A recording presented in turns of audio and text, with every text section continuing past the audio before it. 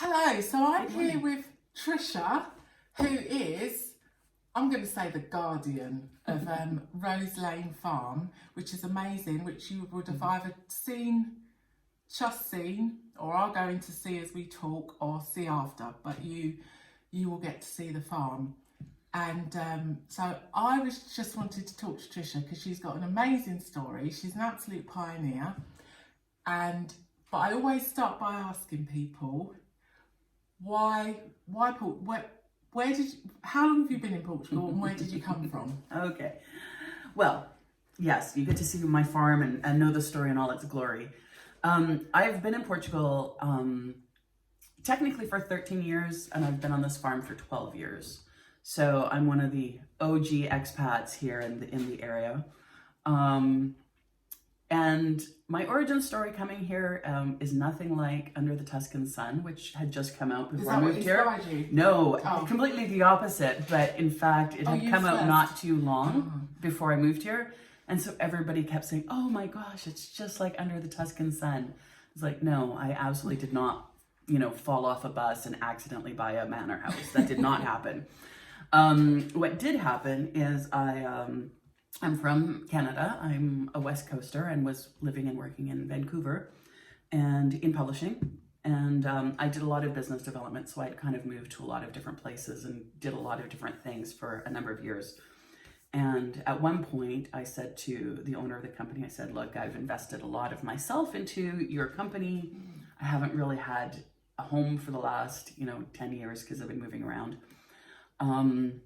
So I need to have my own place to live. And he said, yeah, sure.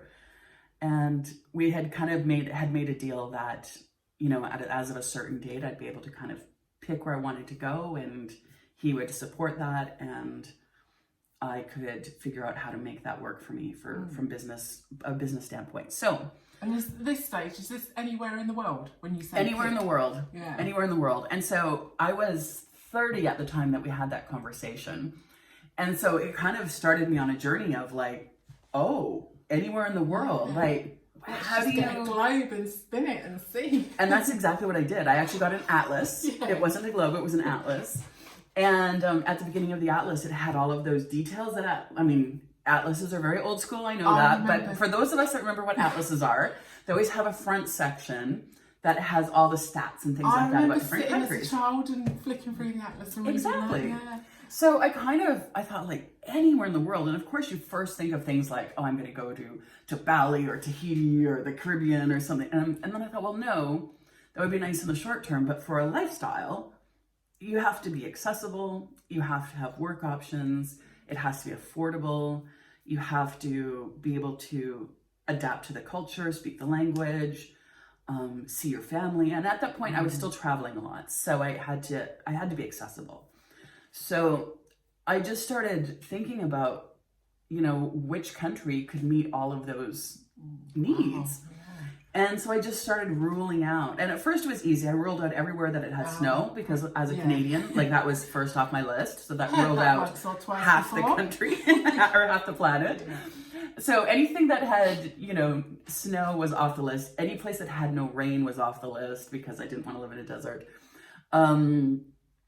Any place that was going to be too expensive because I had a budget at that point. Like the person that I was working for, he said, look, instead of paying you out bonuses at the end of the year, I'm kind of going to save it all up and then be able to invest that into wherever you go. And that would be good for you. And it's from a company point of view, it made sense. So that was perfect for me. So I kind of had my savings, plus I knew what was coming down the pipeline. So I thought, well, where is it going to be affordable? And I had actually spent time out of high school in South America. And I kind of eliminated South America as an option, even though it was logical, just because I really struggled living in a third world country in terms of like emotional trauma with poverty and things like that. So I thought, no, I need to go somewhere where I feasibly can live out my life. My sister's in Spain, so I thought, okay, Europe makes a lot of sense, both from being in the publishing industry and logistically. And then it just came down to eliminating countries where I thought, I don't think I'm going to learn that language easily. I had studied French in school, being a Canadian, and I had studied a bit of German and a bit of Spanish living in South America. So, yeah, I started just crossing off countries. Process of elimination, and then Yeah. Portugal was left. Portugal was like, there was about 4 countries left that I was strongly What were the last considering. contenders? I was really interested in Bulgaria. I'd heard a lot of Yeah. great things about Bulgaria. Spain was an option because my sister's there. France was still an option. Italy was off the list just because I don't like pasta, and I thought, I don't want to move somewhere that's like, that just sounds wrong to me. Greece was seriously of interest, but at that time, like 12 years ago, it was really hard to get in and out of without having to take multiple flights. Okay. And I really felt strongly that I wanted to be somewhere where I only had to hub once.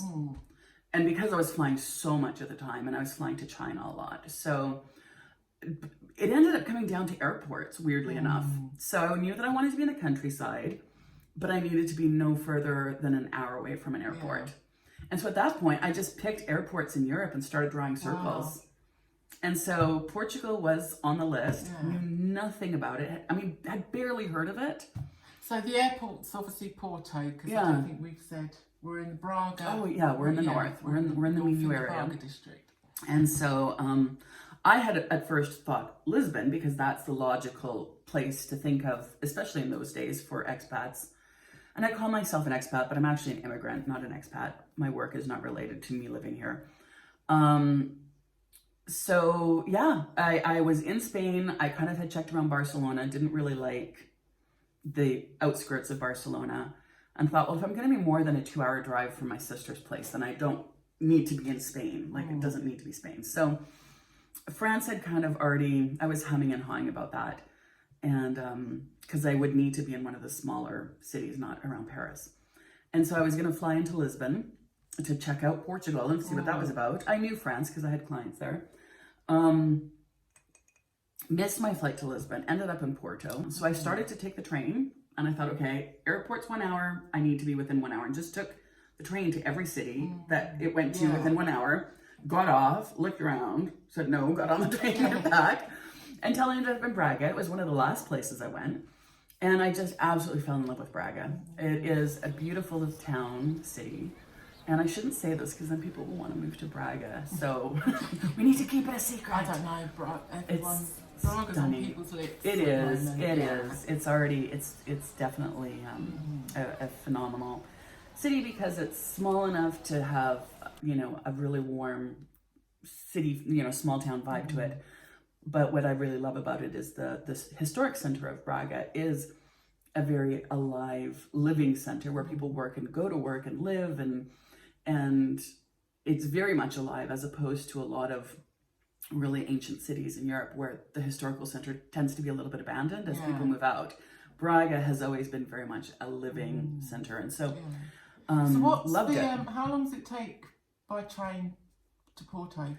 When you're on a train, it's 1 hour, but depending on where you are in Porto, if you're at the airport, it's a little bit tricky because you have to go into the city to get a train. But I can drive, easily to the Porto airport in an hour from where I am now. So at that point anyway, this is where the little bit of a whimsical part of the story comes in, because until that point, it was very practical. It was very much based on logic. Yeah, so I'm going to get to the bit where you want to live somewhere because you can, because of your work, but to buy in, how many acres is it? I thought it was 5.5. It turned out to be 5.5 hectares, which is 12 acres. 5.5 hectares. 12 massive, acres. Yeah. It's like a manor house. Okay. Yeah. So I figured out at that point I wanted to live in Braga. Now, at that point, I actually ended up moving to China again for the second time, and I was there for 2 years. So I had some time to think. And I knew that I wanted to have a property that was flexible in terms of maybe it could generate income.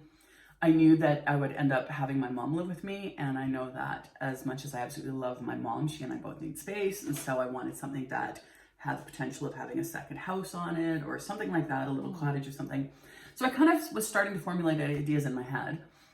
And when I was in Braga at the train station, I walked into the town and I thought, well, at that point, how do I find a place? Like, I don't even know what I'm looking for. And I thought, well, I'll do what I would do if I were in Canada trying to find a house. And that was, again, old school days. Classified ads in newspapers is a common way, was a common way to find real estate in those days. So I stopped at a kiosk and bought a journal, not a journal, it's called that in Portuguese, it's a journal. Bought a newspaper. And so looked in the back, and one of the few words I knew how to say was quinta. Quinta means farm. And right there was a little listing, just a little one that said, we sell farms. And herdades are like acreages kind of thing, as opposed to a farm. And so I thought, okay, great. I'm going to talk to this company. I'm going to find out what's available here. And it turns out I was literally standing right in front of that agency at the moment. Oh, wow. So I just knocked on the door and I said, hi, I want to buy a farm. Oh, and he would just looked at me like, what the heck? A young woman with Yes. no man standing next to her, which they find, And not speaking Portuguese. yeah. I mean, I was kind of muddling Spanish and a few Portuguese words together. Wow. And, but he took it on board and is like, let's go. And so he showed me about 3 or 4 different properties just randomly. And at that point I was able to see what it meant to have a rustic property in Portugal. Like I'd never seen one before. So I had started to see, oh, okay, so I can have this, I can have this. There's stone, there's fruit trees, there's fireplaces, there's gardens, there's, all of this beautiful antique furniture in these houses that a lot of houses here are sold with the furniture, and mine was. And so I was then able to say, okay, but I don't want this, and I don't want this, and I don't like this. And so after about 4 properties, this man just said, I know which house you want to buy. And I told him my budget. At that point, my budget was, he said, I know what you want to buy. And at that point, I told him my budget. And for transparency in those days, I had said 500,000 euros. And he says, I know the property. And so he brought me here, and it wasn't his listing, but he was very good friends with the person who used to own this property, who did pass away about 10 years prior to that date. And so this place had just been abandoned. It had been completely abandoned. It was overgrown. But I looked and I just walked onto the property and I just absolutely fell in love. Oh, wow. Oh, it was just, see, that's what it was just that moment. That's what I'm hoping for. Yeah, I mean, I've never felt that about a man before, but I felt it about this farm, and it's like, I know what true love is.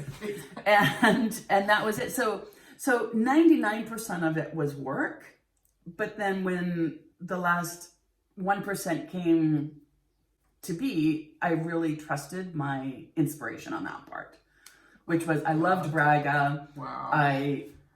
I found the person that I needed to standing in front of me, and I just knew this was the farm. I trusted the process and the work that I'd done. So I'm feeling nerves just thinking about it. it was such an amazing experience. But at that point, I was still in China. So, and the price that it was listed for at the time was like 1.2 million euros or something insane, absolutely ludicrous. And I just said, this is way out of my budget. I love it. This is what I want, but it's out of my budget. So anyway, at that point I went back to China, was there for a while, had to go to Los Angeles for a bit. And then, the date came that I put in my time, it was time to move. And so came to Portugal with my mom, brought my mom with me. And we stayed in the Ribeira in Porto for about 6 months and looked at other properties. So then on top of it, I looked at another 20 properties. Wow.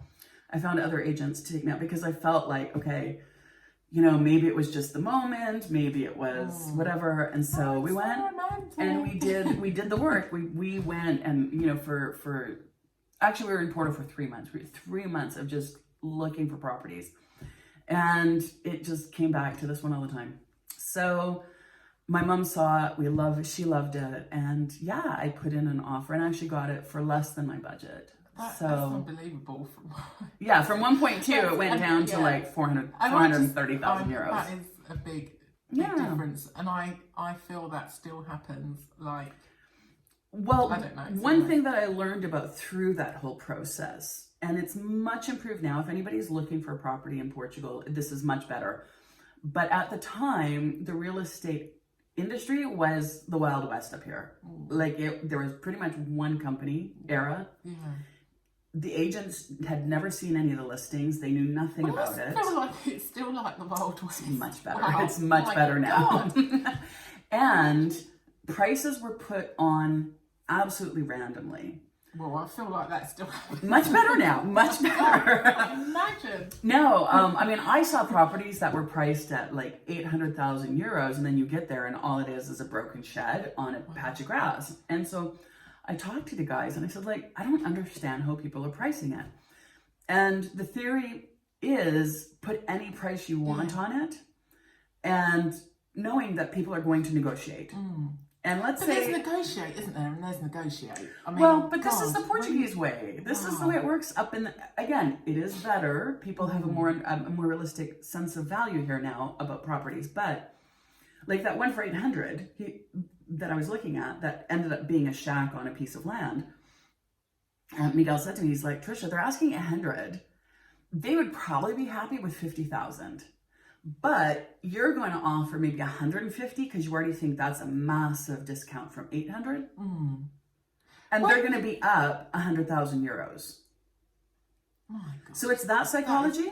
But that's, I understand that. But normally there's not so much disparity between the figures, like between... But it's just like, I'm going to put, and they say, there's an expression in Portuguese, jogar lama contra a parede. Throw mud against the wall, and some of it's going to stick. Right. Yeah, exactly. So that was kind of the philosophy about pricing stuff. And now that more real estate agencies are in play, like honestly, there was only one when I moved here, it was Era. And now there's, any number of real estate agencies now. And people are more aggressive about listing their properties. And so I think the prices, they've come more into line than they used to. But I still think, in fact, a friend of mine just asked me yesterday, he described a property and said, they're asking for 100. What do you think? And I said, honestly, it sounds like it's worth about high twos, maybe low threes. And he goes, but why would they ask that price? And I said, well, exactly for that reason. So I think that's one thing to take into account is really look at a number of properties, try to understand for yourself what is the right price for what you're seeing. And don't be put off by the asking price. Like, don't let that deter you. And the tricky part of that is generally when we look for properties, we put in a margin. Exactly. So you need to widen it to be quite a bit higher than what you think it should be. Good tip. And that is especially common for older builds. I think newer modern properties tend to be a little bit more easy to match prices. Like you're matching something against something equal. But with these older properties where you've got land and you've got, different levels of heritage involved and different levels of renovations involved, it's a little bit harder to judge what a property is worth. So widen your search a little bit and don't be put off by something that's 800,000 when your price is like 500. And do you think the same goes with because you can put in a filter for the size and the size of land and that sort of thing, and a lot of the times the listings I've heard aren't very accurate. So do you think you should do the same with if you're filtering? If you can put in a site, I think actually land sizes tend to be fairly accurate because in the north, I think people are very land aware. Right. Oh, cry! I'm still thinking of. I know you saw it and fell in love, but that is still to take on such a massive project. I mean, I'm just thinking because she was talking about the fencing. I mean, just fencing the place alone, is a job in it. It's a massive job. Well, like you don't know what you don't know. Did you have like sleepless nights and wake up in cold sweats? I mean, you just thought, I'm in love, that's the one. Here we go. I did. Wow. I do think that probably my saving grace was I came from setting up a company and living and working in China where I didn't speak the language. And I learned some crazy survival skills in China. And I went through things that were so difficult to deal with that it just made no sense. And it was just mind-boggling. And so to come here, I made the assumption that this is going to be much more like living in Canada. Therefore, I will be fine. Ignorance is bliss. Ignorance is bliss. And still not being aware that I bought twice as much property as I did, didn't even cross my mind it would be a problem. Wow. The other thing is because So you've seen my property, and it's quite terraced, and you know, from the top of the property all the way down to the bottom. And when I bought it, basically the bottom part, which is quite humid, there's a river that flows under my ground, under my land right there. So it's quite a humid property. And so the bramble bushes grow like mayhem. And bramble bushes were so tall that they had actually covered all of the orange trees. And so I didn't know there was orange trees on the property when I moved in. You must have had a lot of pleasant surprises. Yeah, and the whole place had been planted in vineyard, and in those days they were using concrete posts, and all the wires were up and all the plants were there, and then all these brambles had grown over top of it. So I actually thought it was just one big field. I didn't realize it was in terraces. Wow. So, and then there's a big tank of water right in the middle, and like huge tank of swimming pool sized tank of water in the middle of it, open one. You know, so I called somebody to start like opening some pathways, and they're like, Trisha, this is really dangerous. And fortunately, the local people remembered it from when it was still taken care of. And so they were the ones that were schooling me on, you know, we can't get our tractor blades caught in the wires. We might hit the post. We might fall over these terraces. We might fall into the tank. We don't know where it is. We can't see it. And I'm going like, oh my God, like what did I do? Because this place is a property that everybody in the village knows. Yeah. It's another surprise that I didn't realize that it was such a well-known property. It generationally had been owned by the same family, and they were doctors, and they had set up the first clinic, and were kind of known as being kind of the wealthy, kind of keystone family in this area. And so everybody at one point has worked on the property, or has, you know, helped in the house, or cooked for them, or whatever. And so it was those people that ended up, you know, kind of helping me through the first while. And then my neighbors that own property beside me, they were the ones that actually told me, no, this is your property as well. Because I thought it was his. And he's like, no, this is yours. And I'm like, oh no, what do I do? So it was really, it was intimidating, but yet at the same time, I wasn't out anything. Do you know what I mean? Like, even if I did nothing with it, you know? So I really took it all in stride, and I thought, I'm here because this is what I want to do for the rest of my life. And if I take 20 years to do it, I'll do it. Nobody can stop me. And it's amazing what you've done. So should we have a look around? Why don't we? Why don't we do that? When I bought the property, and actually what's funny, if you look on Google Earth, it still looks like when I bought it on Google Earth. It was just, you know, weeds as high as I could go. And there was no garden here. It was just all weeds. So this was a big project that I did right from the start, is do some gardening, and we didn't see this road here or anything. It was just all covered in dirt and weeds, and it was just a huge mess. So this is the house. These camellia trees were here, and that was lovely because these are trees that take decades to grow. And so I think that these trees are probably close to 100 years old. Yeah, based on their size. I don't even know how to explain it. So this part of the house, from the door over where the living room and the library is, would be a second part of the house. And the third part of the house would be these front rooms. And you can tell that based on the construction of the house. So whereas most of the interior walls are quite large stone blocks, this front section right here is actually just the brick. So it was built in phases and in sections. And adapted. And so the name Quinta da Cortinha, I've asked what it means. And a court is an animal stable, like a pigsty. So what I understood was when this property was owned a century and a half ago, it was a pig farm, I think. And you can see that the date over this door is 1841. 1871. Just about see that. And then eventually the stables were actually turned into a wine cellar. So I know lighting is not going to be good in here, but I think what's fun to see are these stone stomping tanks. So this is the traditional stomping tanks that they use to put the grapes in and stomp on them with their feet. And then the small one over there was used for the white grapes. Oh. So that you don't mix the color. And there was less white than there was red, or it was the primary. And this is Vinho Verde. And I know a lot of people translate that to mean green wine, but it doesn't. It means young wine. Oh. So green is in the sense of unripe. It's the kind of, it is the part of the house that I really haven't done anything with, because I feel like this is a big project to kind of turn it into something amazing. And so all I've done is just clean it. And someday somebody's gonna do something. So there's a bunch of old farm tools here that I found on the farm. An old plow, sowing corn, a pump, and then the wine bottle corkers. And then this is where the barrels would have been placed. Once it was all bottled, we would come into here. So this is the winery and the tasting room. And then we come out to, this is just a little extra room. And yeah, this is the pool. This is the amazing pool, spring fed. Which is not technically a pool, it's a tank of water. Yeah.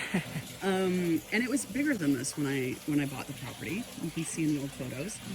Where the artificial grass is right there, it was actually open that far. And it was just so big that it was difficult to fill up because I used free-flowing spring water. And it would take weeks to fill up, and it was just too big. And so I actually narrowed it down to a much more usable size, and it's still 20 meters by 4 meters, so it's You could do some proper lengths in there. Yeah. Swimming. And then I've had a deck put in.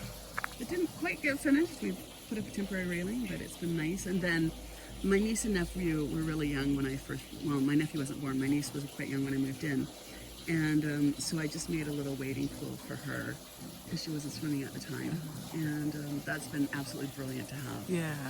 And is that a grain store up there? Yeah, it is. That's called an espiguero, and it's a traditional means of storing grain. And then there's actually a house beside it. I wasn't sure if they were sort of stables or something. The stables on the bottom, the way Right. they traditionally were, but there was a full apartment above it. Wow. So the two buildings are joined, and they can be converted into a brand new home. And these buildings right here, I've left them in situ, because even though they're kind of ugly to look at, they're a bit of an eyesore. The fact that there's a structure here that predates 1950 means you can rebuild without having to get building licenses. And that's really important in this area because I'm still in a green zone. I'm still at the edge of the Jerez National Park. Oh, really? And so you can't build on agricultural land here without jumping through a lot of hoops. Yeah. So the fact that there's actually 3 physical structures plus that structure up here gives you So the much opportunity potential. to build that is incredibly difficult to find here.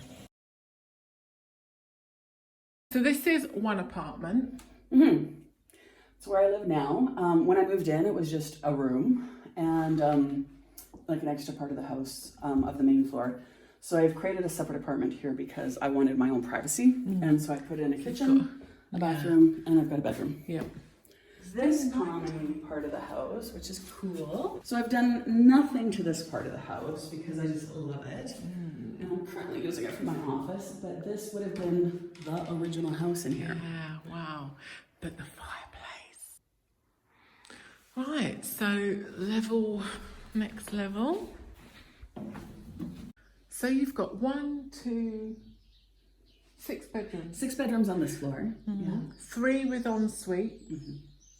And they're big doubles, aren't they? Very, very large rooms, like crazy large. And it's made me realize that no matter where I live for the rest of my life, I want a really big bedroom. I just love it. Yeah. So yeah, no, this was a fun project, this whole main floor, because the light fixture was here when I moved in. And this light fixture really inspired how I approached decorating the whole house, because I loved the color. And the whole house, when I bought it, was just white, which is very typical. And I felt like I was in this abandoned hospital. So I thought, what can I do to make this house feel more cozy? Let's put in a lot of dark colors and make it feel smaller. So I spent many, many, many months painting. I can't believe this. A lot of paint, which is nice because it's incredibly long lasting, as opposed to paper or anything else, which would have gone bad by now. So this place is available for rent as a whole in the summer, as a whole summer, one exactly. unit, and at the moment renting rooms, which is why I'm here. Yeah. So, yeah. I started out just renting in the summertime, and 11 people can comfortably sleep on this floor, and you know, put a baby cot in or whatever. That's fine. But of course, with COVID, and at that time I was renting per day with a minimum of 1 week, because there's a lot of cleanup and stuff like that in a place like this. So, and everybody who's coming here wants to stay for a week and relax and get out of the country, you know, get to the countryside and stuff. So I was renting for kind of a week at a time or more, and a lot of, you know, foreign families would come and spend time here. But then when COVID hit, of course, everybody had to rethink how they were going to do business. And I really needed some income, and I thought, well, there are going to be people that are stuck in Portugal with nowhere to go if you're a digital nomad. And so I thought, well, I'm going to open it up to digital nomads. And it's worked out perfectly, because there's enough space in the house that everybody feels like they've got their own space, and the rooms are big enough to put a table in. So it has been my saving grace having digital nomads come in, and people that are buying a place and need a couple of months base to do some scout. That's some been, scouting. And the Wi-Fi is great all around the house, so because you've got boosters, so that's not a problem. Yeah, no, with these huge granite walls, Wi-Fi was a bit of a problem. And when I talked to a couple people, like, get boosters, it's like, I had no idea such a thing existed. So anyway, there's the three rooms here, and so you can totally see the difference in the architecture here. I mean, there's just quite thin walls with the blocks, as opposed to, and these walls are 2, so this would have been an older, like a newer build, but then the kitchen has got the big walls. So you know, it's interesting to imagine how the whole house would have evolved. Yeah, this is fascinating. Guess what that is? Yeah, just a ring for a servant. Yes. Yeah. So we go to the kitchen. Yes.